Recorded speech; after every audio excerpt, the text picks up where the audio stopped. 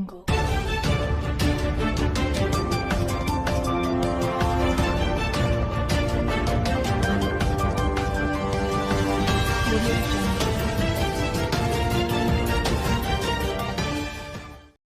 Sisulu has spoken out her heart on what happened in the NEC meeting that happened on Monday before the parliamentary sitting on Wednesday.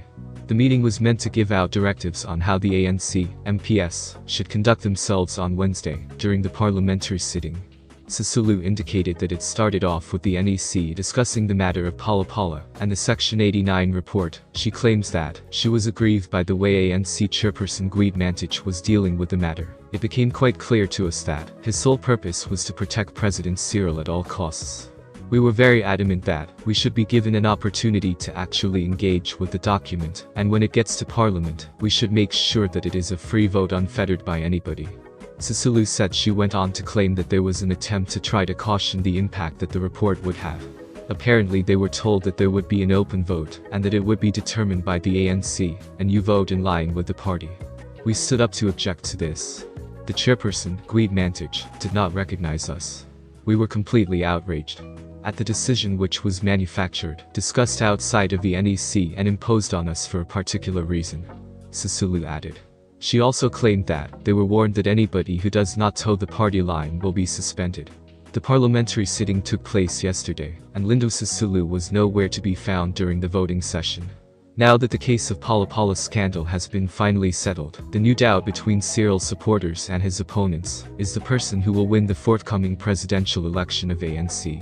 Some people argued that Cyril's rival Mkhize will probably win the battle, while others argued that Cyril will hopefully continue his second tenure as the ANC president.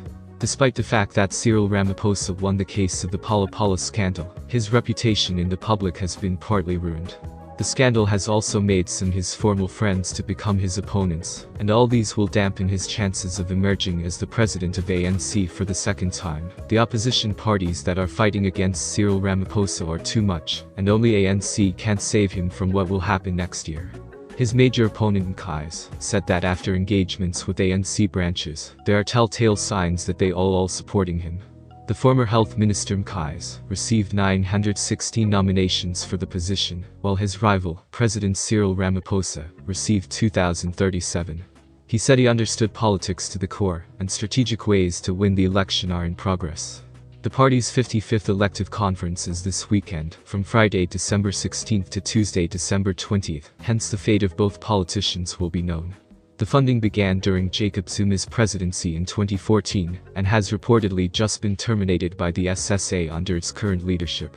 CAR's ambassador to South Africa, Andre Nzipeki, believes Pretoria is doing this in retaliation for the CAR government's cancellation of an oil exploration concession to a South African company. But Nzipeki said he had been told Pretoria cancelled the sponsorship because it was irregular, and because it is trying to cut costs. Nzipeki was also told that some members of President Cyril Ramaphosa's administration believe the 2014 sponsorship deal was done to advance the personal interests of members of Zuma's family, rather than in the national interest. Zuma's SSA gave CAR a building for its embassy, another one for the ambassador's residence, and 3 vehicles. It also paid the embassy's operational expenses, including the salaries of South Africans working in the embassy, and supplementary allowances for the CAR's own diplomats, who were underpaid by their government. The secret project emerges from a letter which Nzipeki wrote to his boss, CAR Foreign Minister Sylvie Baipo-Timan, on 13 November this year, urgently requesting money to keep the embassy going in a new building he hoped to rent in Pretoria to house both the embassy and his own residence. He told Timan the new Director General of the SSA appointed by Ramaphosa had been trying to terminate the financing deal for more than 2 years.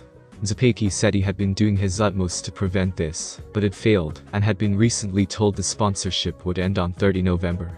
The buildings would be taken back, and he and his staff would be out on the street if Timan did not come up with urgent